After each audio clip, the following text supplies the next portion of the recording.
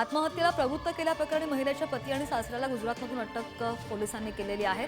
सासरच्या त्रासाला कंटाळून महिलेनं आत्महत्या केल्याचा आरोप या नातेवाईकांनी केला। भाजपचे आमदार चित्रा वाघ आणि पोलीस आयुक्त संदीप कर्णिक यांची या संदर्भात भेट सुद्धा घेतली।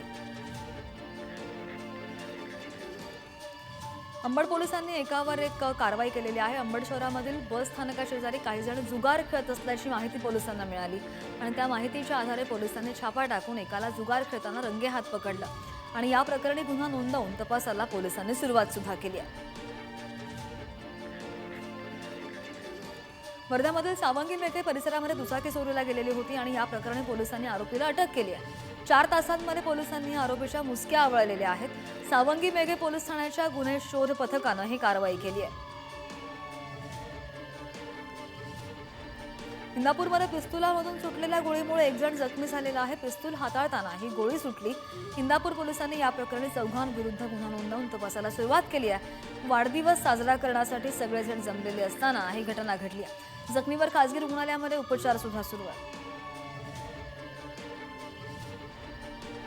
धुळ्याच्या शिरपूर पोलिसांनी गांजाचा साठा जप्त केलेला आहे। खड्डा खोदून हा 50 लाख रुपये किमतीचा 505 किलो सुका गांजा लपवण्यात आलेला होता। शिरपूरच्या कानगई शिवारामध्ये ही कारवाई करण्यात आली आहे आणि या प्रकरणी पसार झालेल्या आरोपीचा सध्या पोलीस शोध घेत आहेत।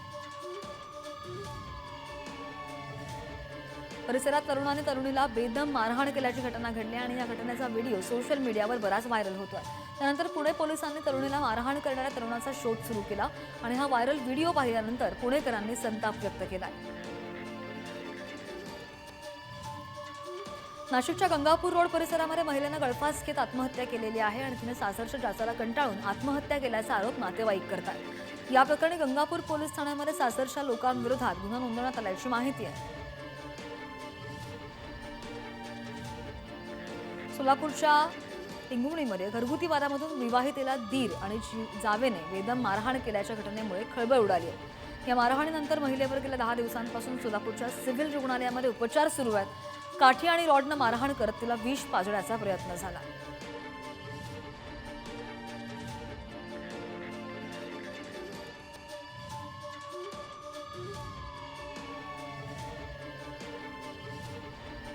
जालन्याच्या घनसावंगी तालुक्यामध्ये मूलबाळ होत नसल्यामुळे विवाहितेचा छळ केल्याचं समोर आलं आणि या प्रकरणी 5 जणांविरोधात गुन्हा दाखल करण्यात आल्याची माहिती आहे। पीडित महिलेला सासरच्या लोकांनी जीवे मारण्याची धमकी सुद्धा दिली।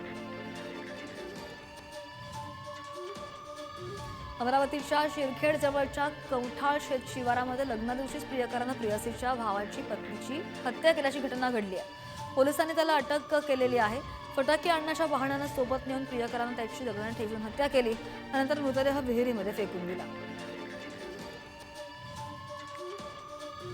पुणे पोलिसांनी बनावट कॉल सेंटरवर छापेमारी केली। खराडी परिसरामध्ये हे बनावट कॉल सेंटर सुरू होतं। अमेरिकेतील नागरिकांची ऑनलाईन फसवणूक या ठिकाणी सुरू होती। तब्बल 41 मोबाईल फोन जप्त करण्यात आलेले असून लॅपटॉपमधील महत्त्वाचा डेटा सुद्धा सायबर पोलिसांनी जप्त केलाय। Thank you.